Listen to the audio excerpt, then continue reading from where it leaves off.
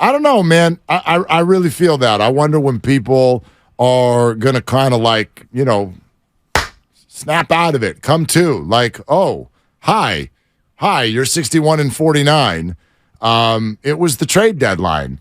And all I heard all week was lies and crappy roster and two-man rotation and cheapskates. And these are all facts. They're not. He said they'd be aggressive, and they weren't. I disagree with that statement. The roster is still, quite frankly, underwhelming if you compare it to 4 or 5 other teams in the National League. But when is that going to stop being a thing? When they win the World Series. Okay, but do you know what I mean? If they go 90-72 and they get knocked out in that 3-game wild card series, then it's still a thing. Right, but I guess here's my point. And we've talked about this for so long. I am not anti-star. Boy, please, Shohei, like that would be wonderful. It really would. I don't even think there's a number that can be too high. If it's not 500, sure, make it 600, 700. I don't care. You have the money. So that's all absolutely fine. Do you think that in Baltimore, Maryland, major market, okay? Do you think in Baltimore, Maryland, they are looking at their 67-42 Orioles with the best record in baseball, or best record in the American League, I should say. The Braves have the best. Do you think they're looking at that team going, yeah, like cool, but who are our stars? Who are you going to go get that's going to get me to actually be interested? Do you think that they're saying that there? No. And why not? Because they have a better roster than the Giants do. They do? I'm sure they do. I mean, if you want to go through player by player. You don't even know who's on their roster. It's not. Nor do I. I'm not in Baltimore. I know they have Adley Rutschman, who's better than any player that the Giants have in terms of position players. Homegrown. Right. So. Exactly. But he's a star. And so the Giants' homegrown star right now is Camilo Doval, the closer, who's pitched in 5 of the last 6. Hopefully his arm stays attached to his body with as much as they're using him. By the way, Adley Rutschman is a star because everybody heard about him as the number 1 overall prospect in baseball. His numbers are fine. I mean, he's got 14 home runs and an OPS under 800. 275 hitter. Good player. But do you see what I'm saying? Like, as long as the Rays and the Orioles are going to sit here and run baseball, couldn't I argue that we're maybe obsessing about the wrong thing? And I don't have any problem with a fan who wants big names. So do I. I would love for my kids to want to buy a jersey. I would love for Barry Bonds or Buster Posey to play here. I would love for all of those things to be true. But I find a week where the Giants have a week and a half long homestand and go 7-2 and push themselves up in the standings, and the calendar flips to August, and here they are, 2 games back of the Dodgers and leading the wild card with the 3rd best record in the National League, and it feels like people have pitchforks. So I don't think people have pitchforks as much as they have pillows. I don't think that there are enough people locked in on this team to have pitchforks. You don't have an angry mob because you don't have a mob. And the people who are dialed in on the team, I know it is accurate. No, attendance is up. Attendance for the Giants? Yes. It's up 1% from last year. Up. Okay. And by the way, it's also, first of all, that's up. And second of all, they're up 300 fans from last year. Right, but it's also, it's not a bad number across baseball. If it's north of 30,000 per night, I think it's inaccurate for us to say people don't care. I didn't say people don't care. Well, you said they have pillows. For the most part, I don't think that this team has captured the general audience in the Bay Area. And I don't have the television ratings in front of me. I'm familiar with the radio ratings, which I know are down precipitously. Yeah, but that is a reflection of a measurement as it pertains to this team. It is a measurement, but you know this very well. Like, for instance, when Trump was running around screaming about NFL ratings. Oh, gosh, it's because people are kneeling, and now everyone hates the NFL. Okay, Don. Actually, it's the biggest, baddest mofo on the planet still, and it's growing like crazy. And what happens is in 2023, when we I think, overrate the idea of ratings and how that reflects people's care for something. Ratings go down every year because things are so spread out. There's too many platforms. There's too many places for eyeballs to go. And so ratings are going to go down. I've got kids who sit around and watch the NFL on their phone on the Yahoo app. And it's like, oh, the ratings went down. They don't move all day. They're watching the NFL. Yeah, but I think that this product is only available in one spot on television. Like, these games are not available on your phone like that. I know, but even that, to say like to measure care based on are you dialed in and watching every night, like people care without necessarily watching every night. It's baseball. You're not wrong that it's a measurement.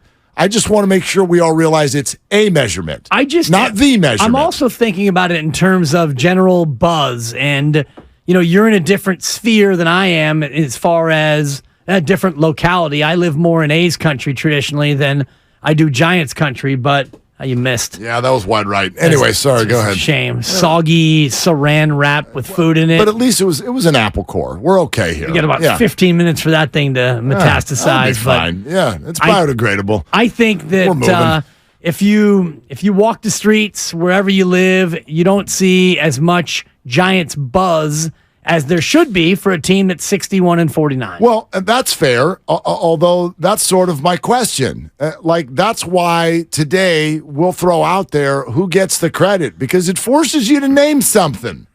They're 61-49. Yeah. And in fact, the next call we have, and we're going to take it here in just a second, wants to complain about something, which is fine. Yeah. Which is fine. You can hate the brand, you can whatever, but somewhere along the line, all of these perceptions and thoughts about what's going on and why it either doesn't work or it's not going to work or it's not good and they're stupid for doing it this way and they're this, that, the other. It's like, when are you going to go, oh, I don't know, maybe they have a point. I don't even have to necessarily agree with it like Alex would. I don't have to love this. I honestly think this is the way some of the Giants players look at it. Sure. I don't love this, but I got to throw my hands up and admit that it works. I've got to say, okay, Giants, you have a point. 15-5 when they have an opener as the starting pitcher. So that's what's interesting to me about this team is from a success standpoint, 15-5 with openers, 61-49. They are a successful winning baseball team. They win a lot more than they lose. And if you want to look at what they've done since they had a pretty, not a bad start, but a sluggish start, they were 6 games below 500 after, I think, 40 games. And since then, they've been one of the best teams in baseball. Yep. Yet, they haven't really, in my opinion, captured the hearts and minds and attention spans of an area that has 7 million people. A team that's this good should be drawing more than 30,000 fans a game. And I ran through the attendance figures on average pre-pandemic when these teams were not very good, and they were drawing 15 to 20% more fans. Sure. A lot more. Sure. A lot more fans. Now, has the city changed that much? Has baseball fallen out of favor? I don't know if those are the reasons. I look at average time of game, and I'm looking at it right now, MLB. Last year it was 3 hours and 6, which was down from the year before. Yeah, what are we at now? 240. Damn. 240. That's great. So going to a baseball game now is a tidy 2 hour and 40 minute.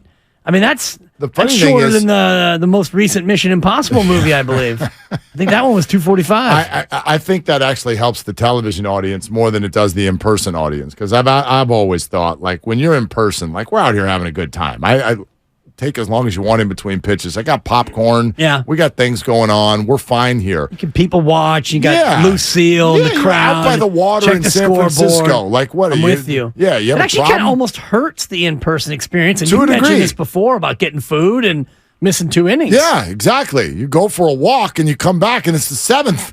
You're like, good God, the game, like they're warming up the relievers.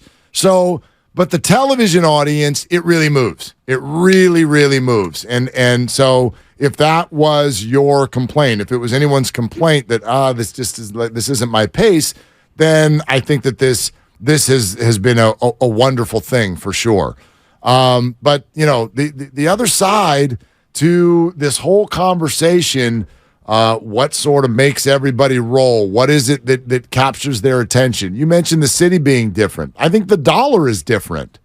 I think people watch money more than they did 4 years ago before the pandemic. And I've been critical, not just of the Giants, of all professional sports teams for not finding a way to make it cheaper to go to a damn game. I think that factors in to all of this. So there are pieces to this all over the place. But I do think every fan needs to ask themselves, what's the goal? What am I looking for here?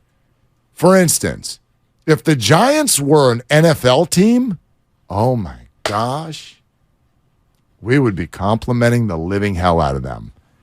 Do you think the Tennessee Titans fans are like, I know we won the division, but we should throw more. We need more glitzy, flashy, expensive.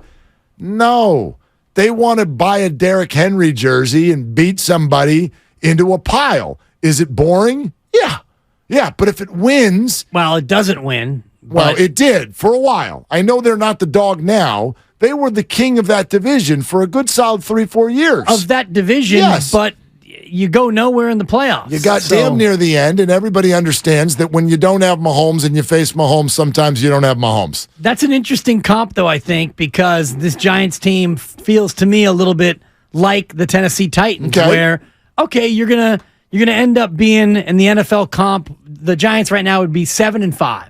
Oh, you're 7-5, and you're in second place in your division, but you're going to be a wild card team. But we know full well that when you face Kansas City or the Atlanta Braves or the Dodgers, that you're going to get knocked around. You're probably not going to win that game, and in this case, that series. Do we know that? We don't know that, but odds are Giants swept the Dodgers this year. Right. Okay. I mean, their record against, and I need to look this up, I think their record, this is maybe just more perception than reality, but their record against the good teams is pretty good. It's pretty good. I can remember them pounding the Padres a few weeks ago. They swept the Dodgers in L.A. They haven't seen Atlanta yet.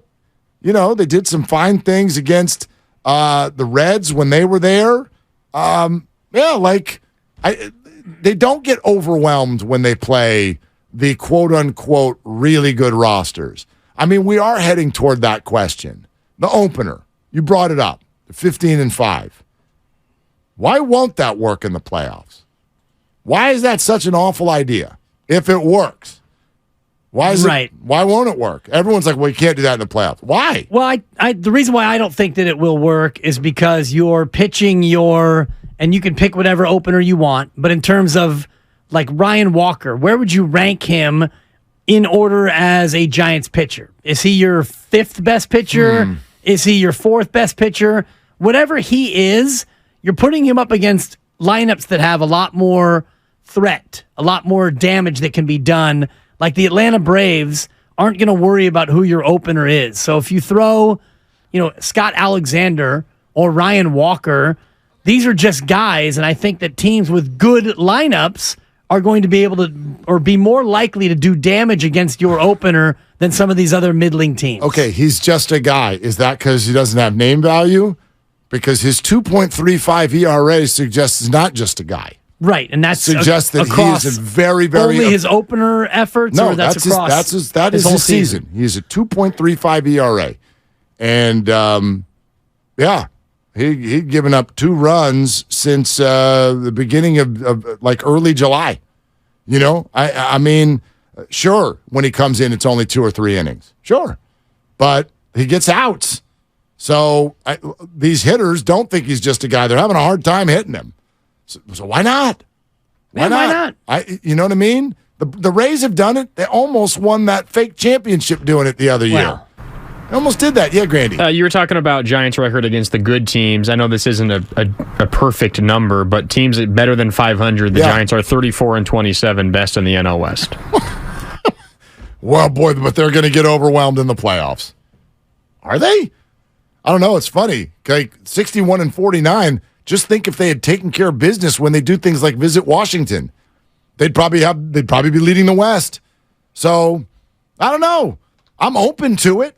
No pun intended. Are you open to it? It gets to the playoffs? You have to be open to it. What if they did it in game one? Farhan Zaidi has basically said they're going to do it down the stretch. Now, he didn't talk about doing it in the playoffs because they're not going to talk about the playoffs yet, but they're going to do it down the stretch. So they have to. You have to be open to it because you have no options. Right. I mean, you could start Stripling and Minaya, but it's been shown that they're pitching better in the spots where they are. I guess Gabe's response yesterday is one that really interests me. And this is just genuine. Like, for me, too. Let's all take our brains there for a second. When you say, hey, Tristan Beck's really throwing well, or Kyle Harrison might come up, or Stripling is starting to throw the ball better. So are you going to make them starters now? And he goes, maybe.